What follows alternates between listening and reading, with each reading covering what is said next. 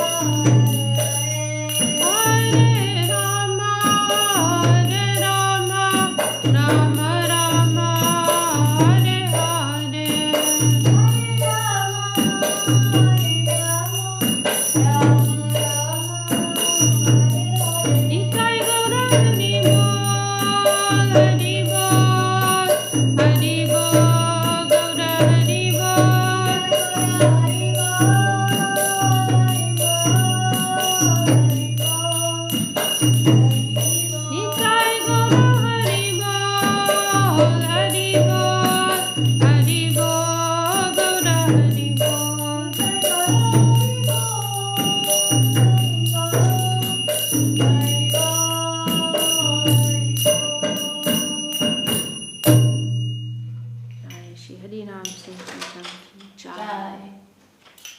Jai Shri Jiva Goswami Prabhu Tiro Bhavati ki Jai. Jai Gaur Premanande. Hari Hari Bol. Jai Shri Gurudev. So, Magyanatimirandasya Yananjana Shalakaya Chakshurmilitanjena Tasmai Shri Guruve Namaha Chakalpatarubhyascha Kripa Sindhu Bhyevacha Patitanam Pavanebhyo Vaishnavebhyo Namo Namaha Namo Mahavadanyaya Krishna Prema Pradayate Krishnaya Krishna Chaitanya Namane Gaurati Se Namaha He Krishna Karuna Sindhu Dinabandhu Jagatpate Gopesha Gopika Kanta Radha Kanta Namostute Tapta Kanchana Gaurangi Radhe Vrindavaneshwari Vishabhanu Sute Devi Pranamami Hari Priya. Jai Shri Vishakha Devi ki Jai.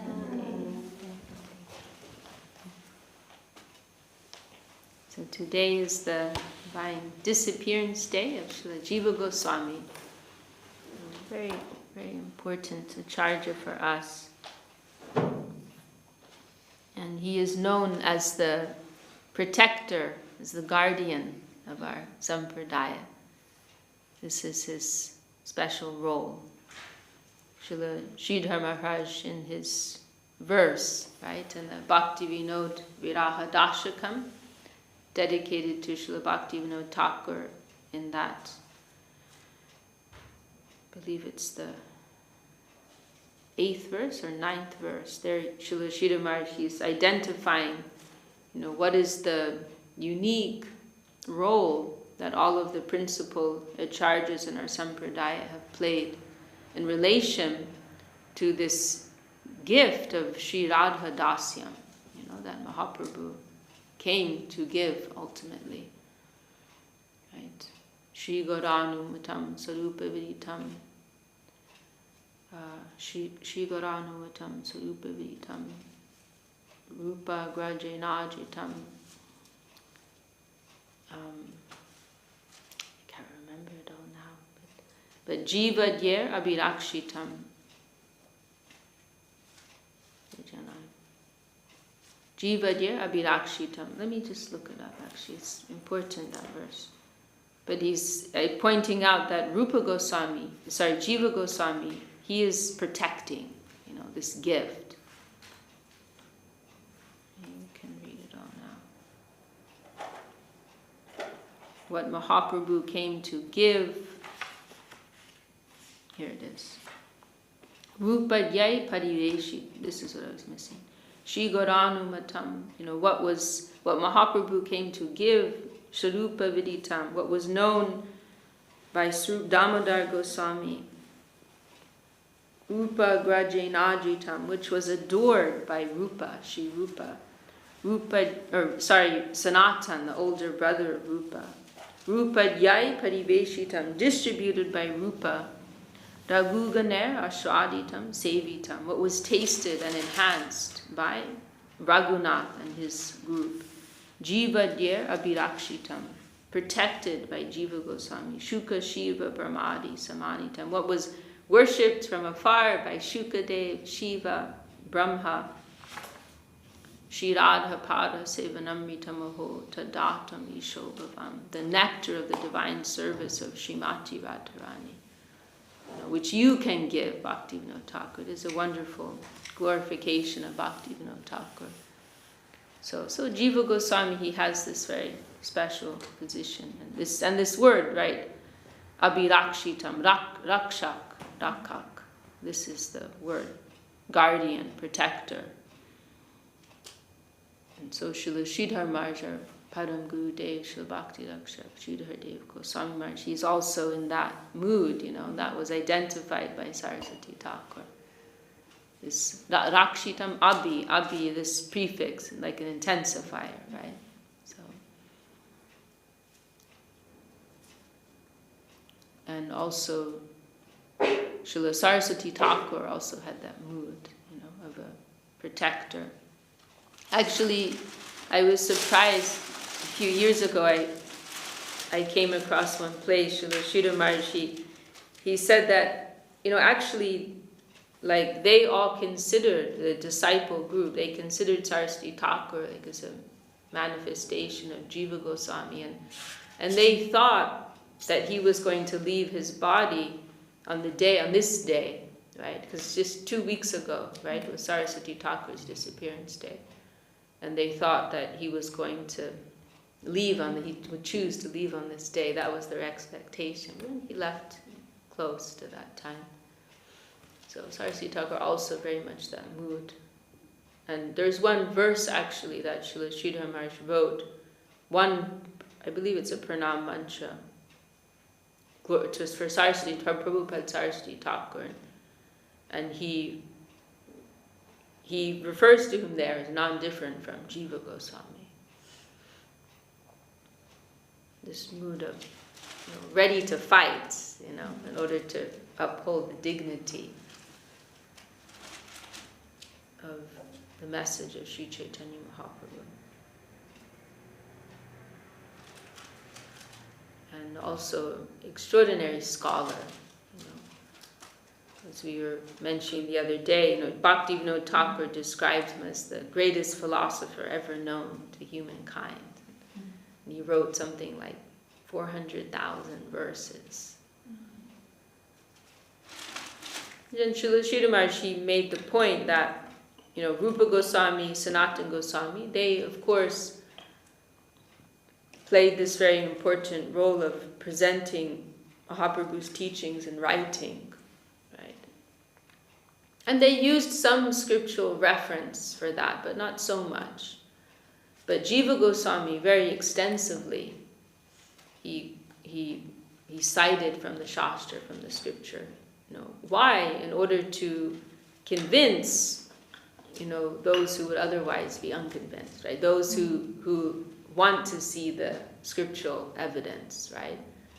So it could be made very clear this is not just a newfangled fad, from, this Pied Piper, breaking social conventions and so on.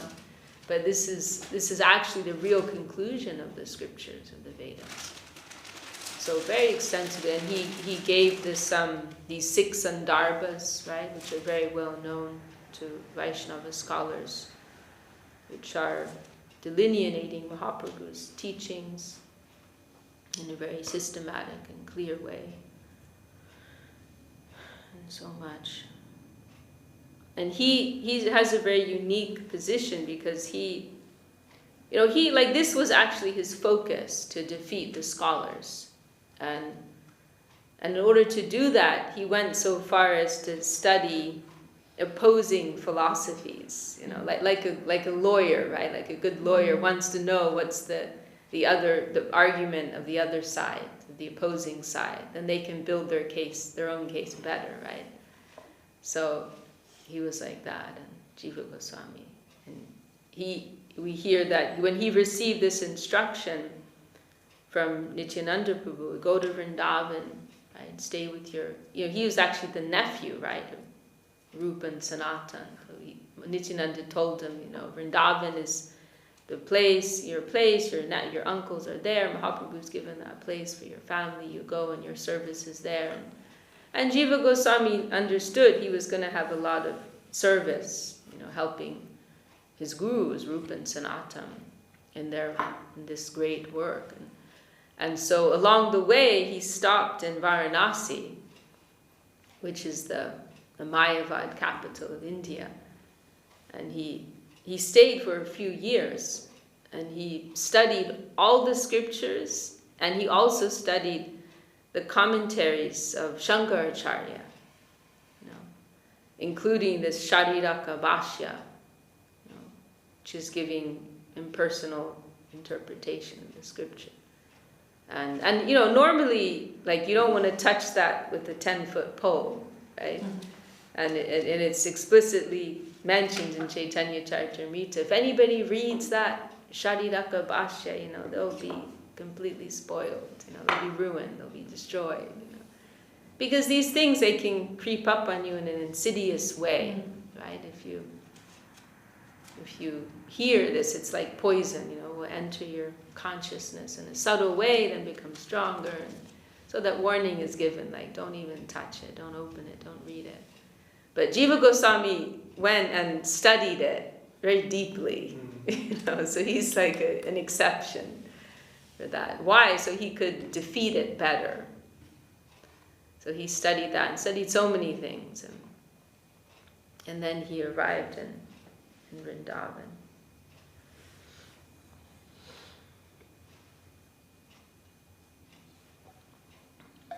And actually, there's one verse, I wanted to read this verse. I haven't been able to memorize it. But, just continuing this theme of how he was particularly focused on the, like protecting Mahaprabhu's teachings from the scholars and for the scholars. Like, he's protecting the cause of pure devotion from false scholarship, right? Bad scholarship, and also presenting it in a way that would be appealing and reputable, right, for authentic scholars. And there's one verse that was written by Baladevi Vijayabhushan, right? Yes, Baladevi Vijayabhushan, who's also in that line of Jiva Goswami, with that spirit of protection and scholarship. And there was that occasion when Jaipur, some of us are going to Jaipur soon, and in the king's palace there was worship of Lord Krishna and also worship of Lord Narayan that would go on. And normally, the precedence is always given to Lord Krishna, right? The worship of Lord Krishna is always given the more honored position, that worship is done first, and so on. But then at a certain point in time, this is like going back maybe 300 years, Baladevi Vijayabhushan's time, something like that, 200, 300 years. Then there was some argument saying, oh no, Vishnu is higher than Krishna, so the worship of Vishnu has to be first, something like this. And so there was some debate going on. And so the Gaudiya Vaishnava group, they called for Vishwanath Chakravarti Thakur, because Vishwanath, he was famous as this, great Vaishnava scholar, Gaudiya Vaishnava scholar. But that time he was in his later years, was not, in strong health. And so he sent Baladevi Vijayabhushan, who's like his young student. And we mentioned him not so long ago, he's in our Guru Parampara, right? That he took initiation originally from another sampradaya, then came to Mahaprabhu's line. So he was young, maybe in his 30s or 20s even. And so Baladev went and instead, and they're beginning their discussion. But then this other opposing group, they said, well, before we even consider getting into a debate with you, you have to prove that you're even an authentic sampradaya. Like, who are you guys anyway? You Gaudiya Vaishnavas, we're not really sure. Like, what are your real roots? Where are you coming from? And it's mentioned in the scriptures, there's a particular set of criteria by which a lineage can be technically considered a bona fide sampradaya, right? There are like a few different things, like maybe 4 or 5. And we checked all the boxes except for one, that one of the criteria was that you need to have your own commentary on the Vedanta Sutra, because it's such an important Vedic text, which we were talking about on Saturday, or was it yesterday? Someday, Saturday. the Vedanta Sutra, which is the text composed just before Srimad Bhagavatam. So, now I'm remembering, this is why Ramanuja, Jamunacharya, right? That was one of his requests, because we hear Jamunacharya, when he was leaving this world, he had his hands in this funny, it was like some funny thing like this, and it was like this or something. He had his hand in some funny pose, Jamunacharya, and he was leaving the world. And Ramanuja had never gotten to meet him, right? And he came rushing to at least catch a few moments, but he just left the world. But he had his hands in this, one of his hands in this awkward pose, something like this. And so Ramanuja arrived, and he's heartbroken. Oh, I never got to meet Jamunacharya properly. And then he noticed his hand, and he asked his servant, did your guru usually have his hand like this? They said, no. And then Ramanuja was able to understand he was giving him an instruction. Because they knew of each other, but they'd never been able, and he knew he was coming. So he understood he was giving an instruction to him. It was a list, a to-do list. And then Ramanuja had this realization. And so then he started listing, oh, you want this done, and then then a finger relaxed. Oh, you want this done. But one of them was this, to write a commentary on the Vedanta Sutra. That was one of them. And that must be because then that would make their sampradaya considered legitimate, right? So also this came up. See, this is the thing, right? As we were mentioning, it was yesterday, it was Sarvabhauma. It was related to Sarvabhauma's discussion yesterday. This is the thing that, and Gurudev would talk about this, right? Srimad Bhagavatam is automatically the commentary on the Vedanta Sutra. So that's why, and Mahaprabhu says that, Srimad Bhagavatam, so that's why out of respect, none of the, there were so many great scholars. Even Jiva Goswami didn't do it. If anyone was fit to do it, it was Jiva Goswami. But nobody did it because they're respecting what Mahaprabhu said. Srimad Bhagavatam is a commentary. We don't need to specially write a focused commentary because the Bhagavatam is naturally giving that. So that's why nobody had done it. But now there's this situation where they're saying, oh, we can't recognize your sampradaya. You don't have a commentary specifically, right, on the Vedanta Sutra. So then this comes to Baladevi Jabhusham. And so they say, oh, we can't have a debate with you because you're not a bona fide sampradaya, you don't have a commentary on the Vedanta Sutra. So then Baladevi Jabhusham, he says, give me 10 days. Give me 10 days. And so they do that. And they're at, this is Jaipur, right, where we're going to go, and there's this famous deity of Rupa Goswami called Govinda. And so he dedicated the commentary to the deity of Govinda, so it's called the Govinda Bhashya. And so in Baladevi Jabhusham's commentary, he begins, there's a pranam mantra to this deity, I believe. And then there's also, he prays to Jiva Goswami, because Jiva Goswami is like the head of the Pandit section, the scholar section. And so he also has this wonderful pranam mantra to Jiva Goswami, which Gurudev liked this verse so much. I'd like to read this.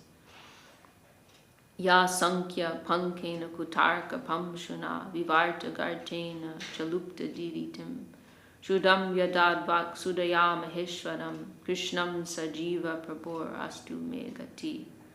With his nectarian teachings, Srila Jiva Goswami Prabhu revealed the Supreme Lord Krishna, whose effulgence had been hidden by the quicksand of calculation, the dust storm of fallacious logic, and the ditch of illusionism.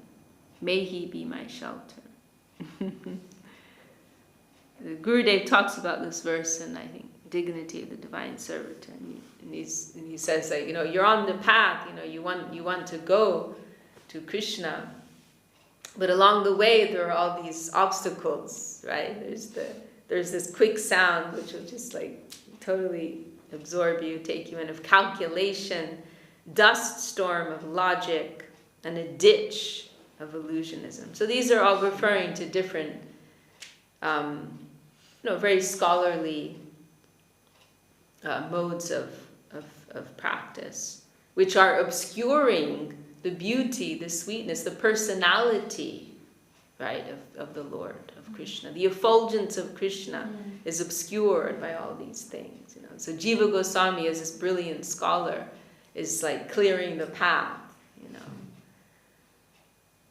and that beautiful, golden, bright effulgence of the Lord, His personal, divine form is made manifest.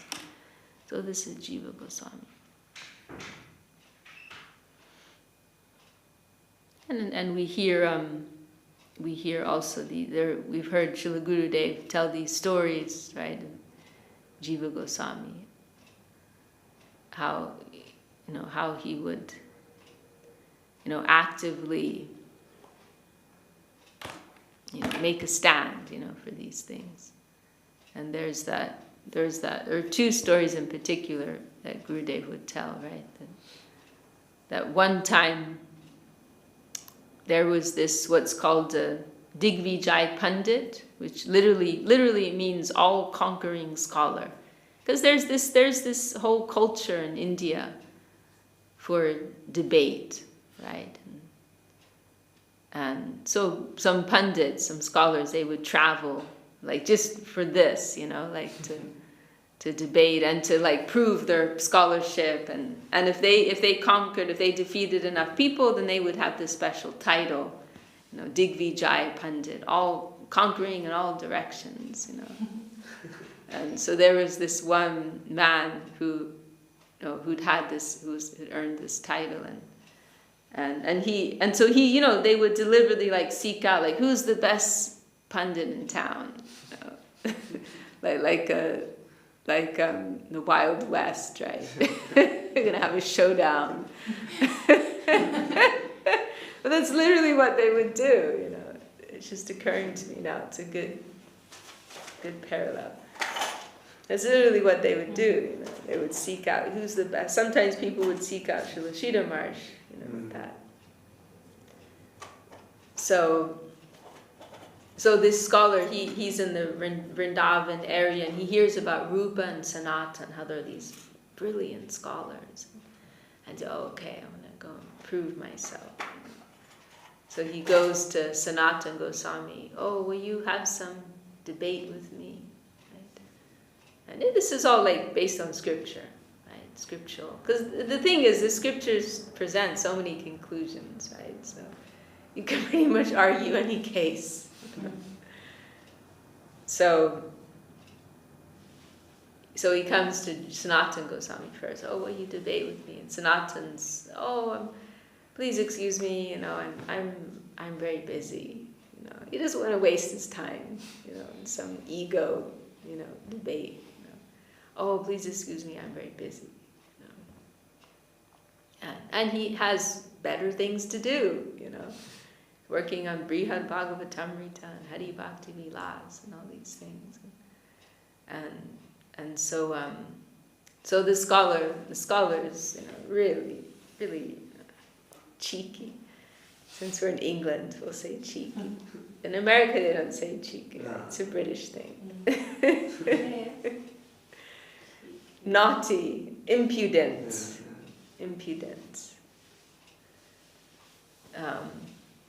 We could use worse language, but we're on live stream right now. We'll use polite words. So he says, okay then, will you then sign this paper to say that you've been defeated by me? And Sanatan's like, okay, sure. So Sanatan signs the paper saying that he's been defeated by this scholar. So he has another feather for his cap.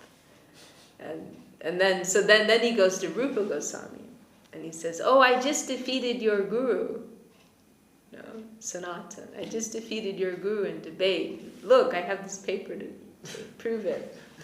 And Rupa Goswami also, he doesn't want to get into it. He doesn't care. So will you also debate with me? And Rupa Goswami says, oh no, I'm a little busy. Well, then will you also sign this paper? Sure, I'll sign your paper, no problem.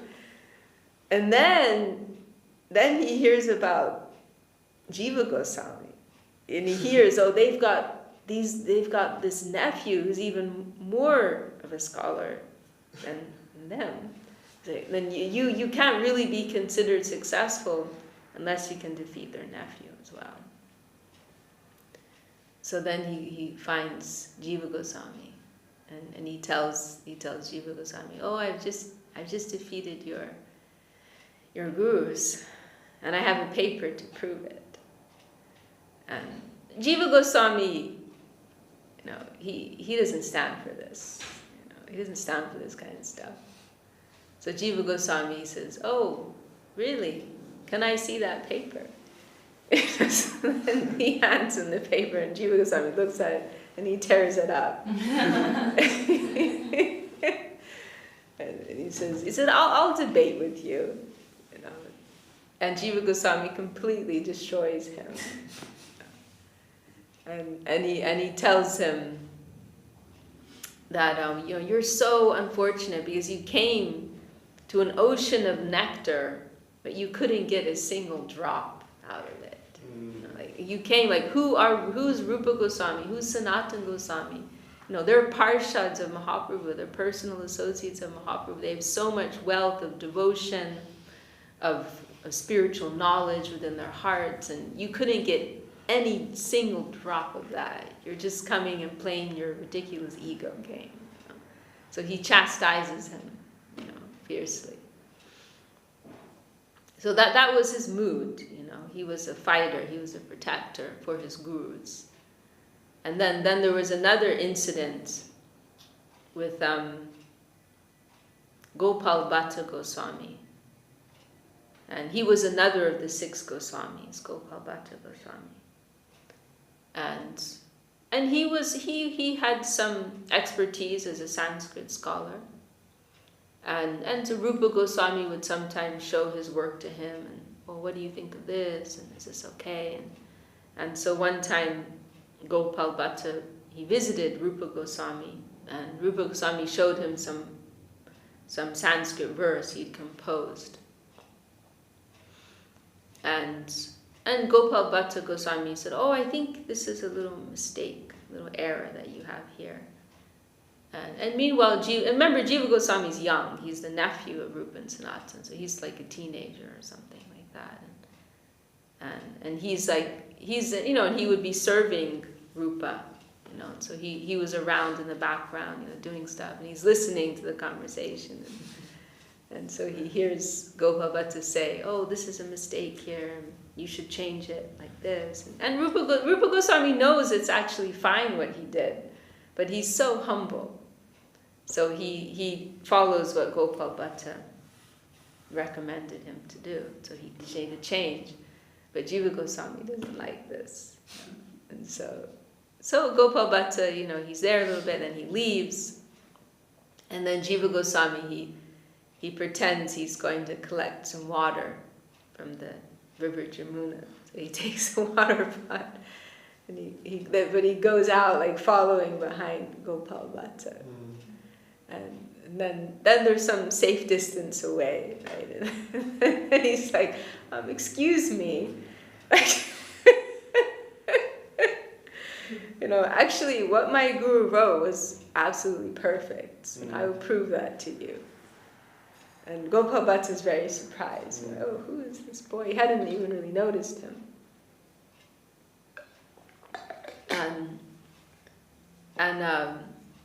And so Jiva Goswami proceeds to explain to him very clearly, why what was originally written was correct. And Gopal Bhatta, he's a real Vaishnava. He's a pure devotee. He's not offended. He's happy to be corrected. But then he also wants to apologize to Rupa Goswami. So he turns back. He goes back to Rupa. Please excuse me. I realized that what I told you was wrong, and what you wrote originally was fine. And by the way, who's that boy? Who's that brilliant boy? And he's my nephew. Oh, really? He's the one who explained to me that what I told you was wrong. He's such a brilliant boy. And then Gopal Bhatta goes. Rupa Goswami is not impressed. He's like, oh, my nephew's been acting up.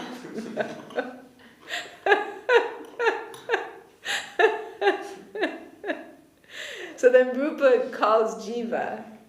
Like, what are you doing?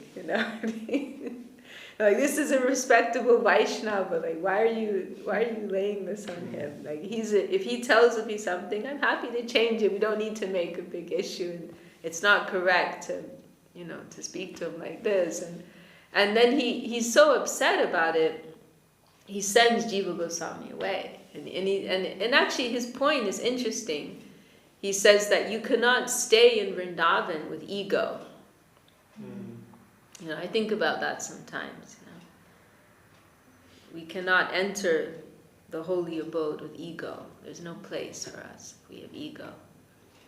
So, of course, we understand Jiva Goswami was acting in a mood of service, right? It wasn't for his own ego, but it was to protect the dignity of his guru, right? So it's different, but Rupa Goswami didn't see it like that at the time. And so he told him to go back to his hometown, their hometown, Bakla Chandradweep, which is way on the other side of India, and what is now Bangladesh, East Bengal at the time. And they're in Vrindavan.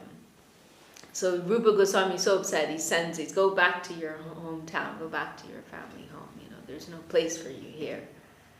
But Jiva Goswami, he's like, if I can't stay and serve my gurus, then what's the point of living?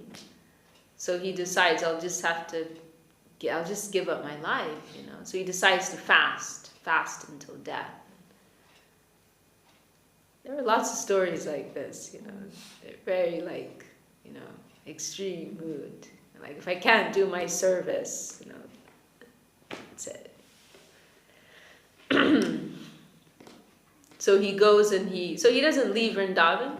He stays on the banks of the river Jamuna and just fasting. And also another thing was that there was some work that he had promised a friend of his to write something regarding some points of Leela with Radha Krishna, Vrindavan Leela.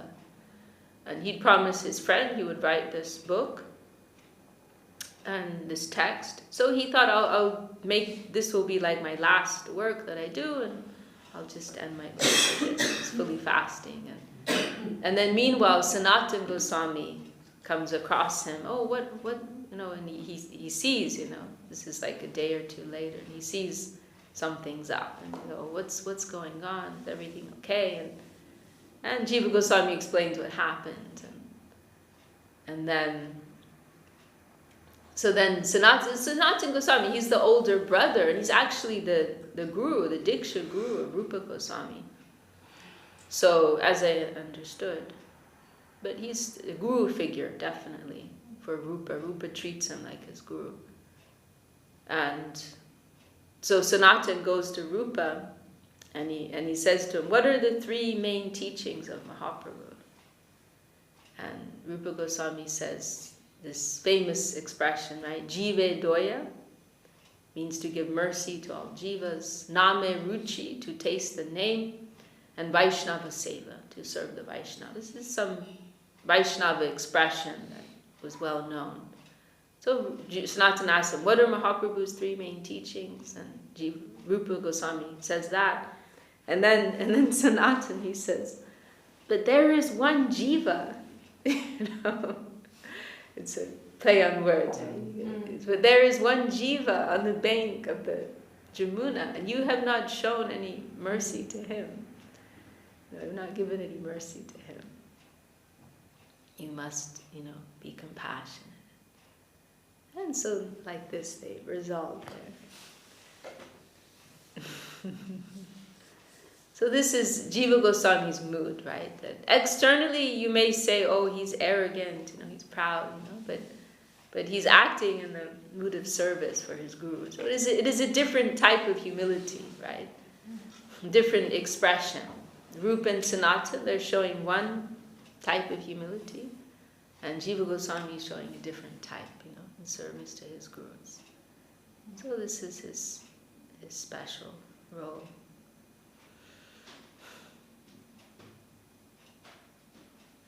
And another interesting point about Jiva Goswami is that he actually participated in the first Navadip Dham Parikrama, right? In our Navadip Dham Mahatmya, right? It's giving a record of Bhaktivinoda Thakur, right, in his inner spiritual vision, perceiving, because Nityananda Prabhu personally took Jiva Goswami.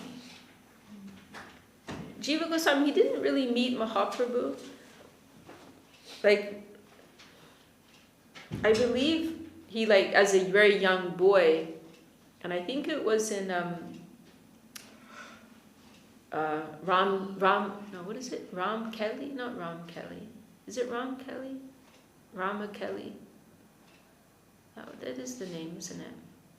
When Mahaprabhu first met with Rupa and Sanatana, I think Jiva Goswami may have been there, as a very young boy. Gurudev mentioned, from a distance, as a child once, But he never really met Mahaprabhu, didn't have his association. But he got to meet Nityananda Prabhu. And, when he was just becoming a young man, maybe 15 years old or something, 14 maybe. He left his family home, right? And he came to Navadip, hoping to meet Mahaprabhu.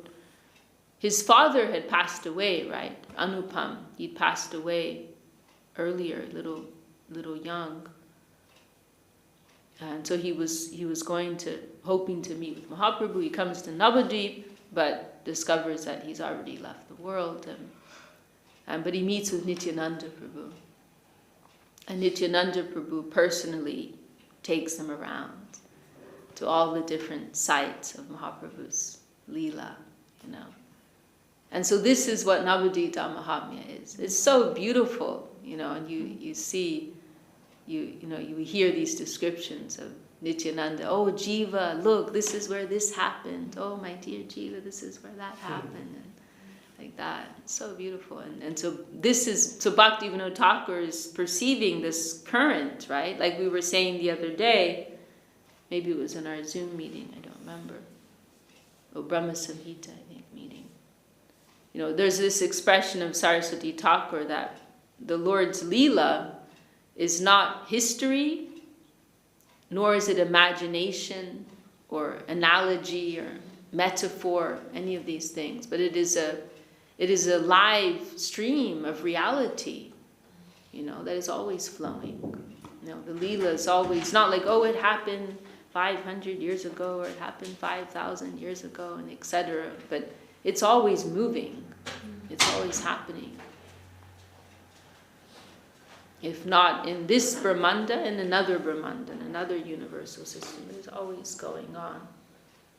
And of course in the spiritual sky, it is always going on. So someone whose spiritual vision is awakened, they can always perceive, they can always connect with that stream of reality. So Bhaktivinoda Thakur, in his deep spiritual heart, he can enter that plane, and he's seeing that, having that vision, and giving that record in Navadip Dham Mahatmya. So this was the incredible blessing of Jiva Goswami from Nityananda Prabhu. And then Nityananda gave him that instruction, to go stay with Rupa Sanatana and Vrindavan. And then he spent his life there. And so important for us, Jiva Goswami.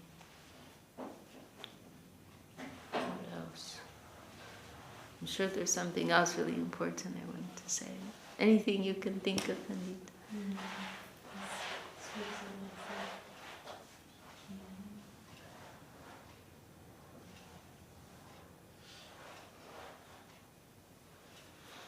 Oh, I feel like there's something really important I'm missing out, wanted to say. That point you make is so beautiful about the different moods in serving Gurudev. Hmm. And we can apply that to like living together in a community of devotees with different moods, right? And Right. it's very helpful to me to Right, to accommodate different moods and Exactly. service. Yeah, yeah, absolutely. One time Gurudev, he also, this was, I think it was in Socal, he said that if we are, like if our mission or like our sampradaya or something is ever in trouble, we can pray to Jiva Goswami. Because he has that mood of protector, guardian. You know. He said something like that, we can pray to Jiva Goswami.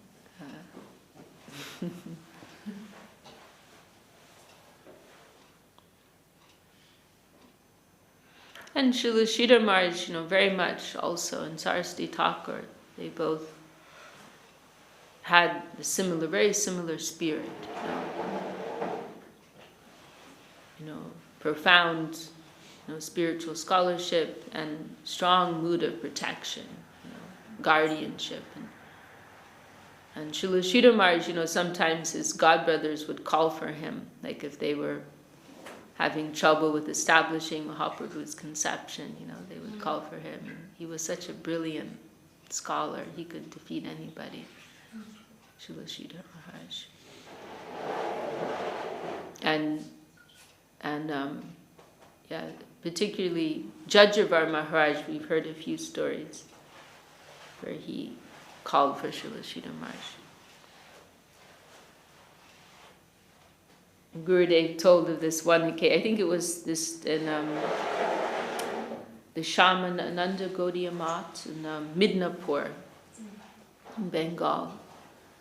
Jajavar Maharaj called, because the whole area had so many powerful pundits, and they were all opposing.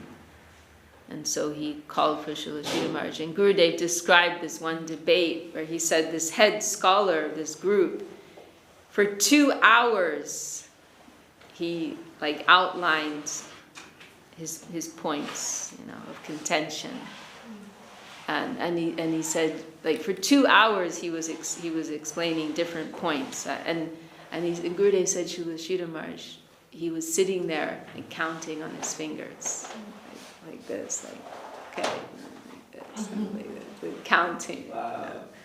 And then after 2 hours of listening, then he went to explain, point number 1, point number 2, like that. Absolutely brilliant.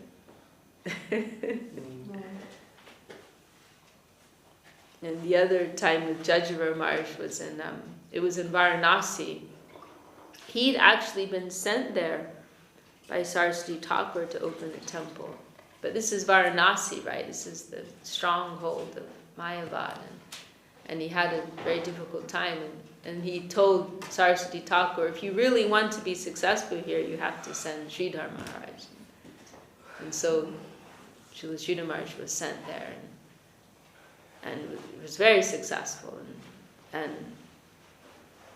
Jajavar and Gurudev used the Bengali word, I have to look it up, but the meaning was he destroyed their arguments from the root, in a very fundamental way,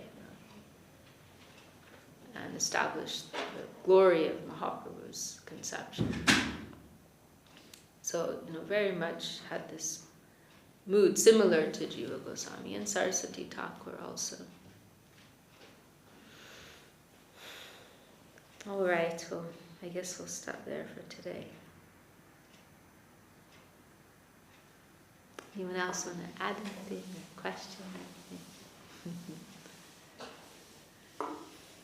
Jai Shri Jiva Goswami Prabhu ki Jai. Jai Tirobhav Mahamahotsav Titi ki Jai. Pandita, will you sing for us? Vishakha Devi ki Jai. Hare Hare Nama Krishna Yadavaya Nama. Hare Hare Nama Krishna Yadavaya Nama. Yadavaya Madhavaya Keshavaya Nama.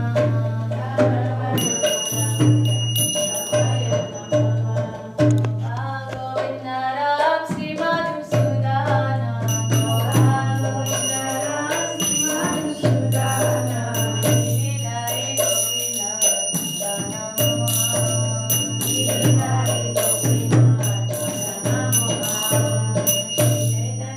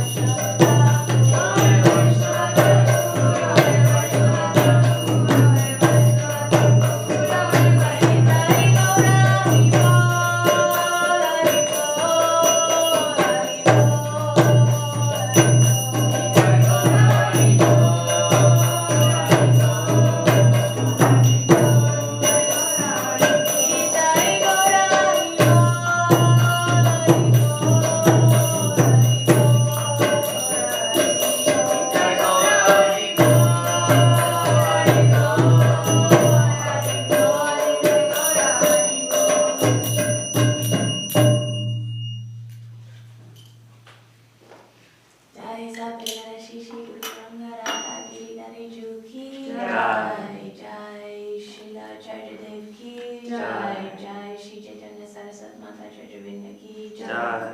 Jai Shri Gurudev ki Jai. Jai Shri Guru Maharaj ki Jai. Jai Shri Prabhupada ki Jai. Rupanaga Guru Varga ki Jai. Harinam Sankirtan ki Jai.